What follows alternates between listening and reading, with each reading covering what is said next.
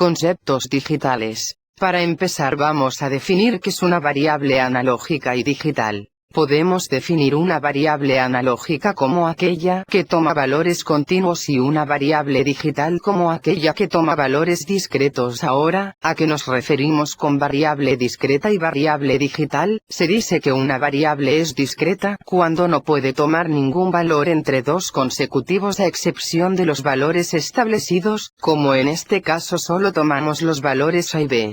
Recordemos que una variable digital es aquella que toma valores discretos. Ahora una variable es continua cuando puede tomar cualquier valor dentro de un intervalo, como en este caso estamos tomando cualquier valor entre el intervalo de a b.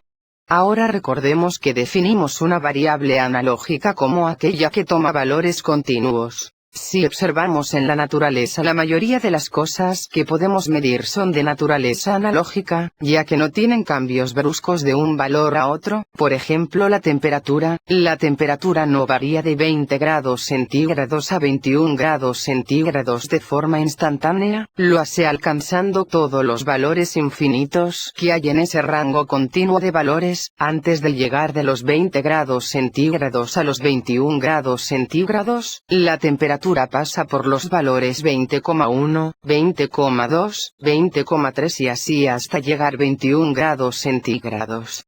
Y si lo viéramos de forma más precisa, tendríamos valores infinitos de un punto a otro, como por ejemplo, para pasar de 20 grados centígrados a 21 grados centígrados. Pasaríamos por 20,0001, 20,0002, y así hasta llegar a la magnitud deseada. Otras magnitudes analógicas en la naturaleza son la luz, la energía, el sonido, el tiempo, el arco iris, la velocidad, la presión, la distancia, etcétera, etcétera. Ventajas de las magnitudes digitales. Las ventajas de las magnitudes digitales son más fiables para procesar y transmitir la información. Para almacenar son más compactas. Reproduce la información de forma más clara y precisa que de lo que es posible en formato analógico. Además, el ruido no afecta a los datos digitales tanto como a las señales analógicas. Dígito binario. En electrónica digital se emplea sistemas y circuitos en los que solo existen dos estados posibles. Estos dos estados pueden ser representados por dos niveles de tensión diferentes, niveles de corriente,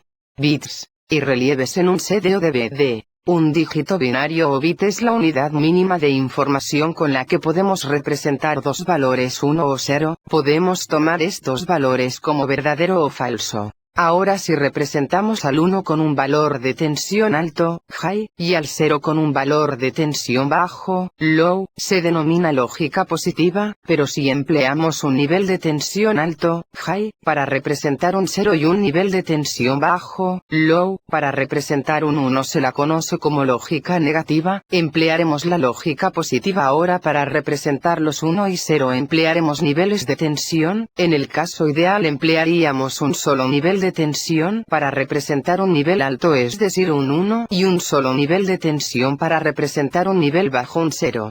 Pero en la realidad un 1 puede ser representado por cualquier tensión entre un intervalo mínimo que llamaremos BH mínimo y máximo que llamaremos BH máximo. De igual forma podemos representar un 0 por cualquier tensión entre un intervalo mínimo que llamaremos BL mínimo y máximo que llamaremos BL máximo. El significado de H y L respectivamente. H significa alto en inglés y UTL bajo en inglés. Lo bien, ahora existe una zona no permitida, que va desde BH mínimo a BL máximo. Cualquier valor en esta zona no está permitido, debido a que los circuitos digitales lo toman como si tuviera un valor 1 y a la vez 0. Por ejemplo, para un circuito digital CMOS, nivel alto un 1 es de 2 voltios a 3.3 voltios. Y nivel bajo un 0 es válido desde 0 voltios a 0.8 voltios. Si el circuito recibe un valor de 2.5 voltios, es considerado como un valor alto 1.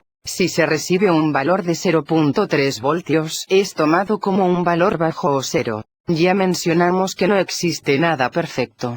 No podemos implementar circuitos digitales ideales, pero podemos tomarlos como si fueran ideales en varias aplicaciones de la electrónica digital. Ahora veamos un pulso. Lo ideal sería que el cambio de nivel de bajo a alto sea instantáneo, eso sería lo ideal, pero un pulso real demora un cierto tiempo en cambiar de estado. Observando un pulso real podemos ver que tiene rizado y no cambia de estado de forma instantánea. Al intervalo que va del 10% a 90% de la amplitud, lo llamamos tiempo de subida o T sub R, que es el tiempo que el pulso demora de cambiar del estado bajo a el estado alto, y al intervalo que va de 90% al 10% de la amplitud, es el tiempo de bajada o T sub F, que es el tiempo que demora el pulso en cambiar de un estado alto a un estado bajo. El intervalo que va del 50% del tiempo de subida al 50% del tiempo de bajada, es el ancho del pulso.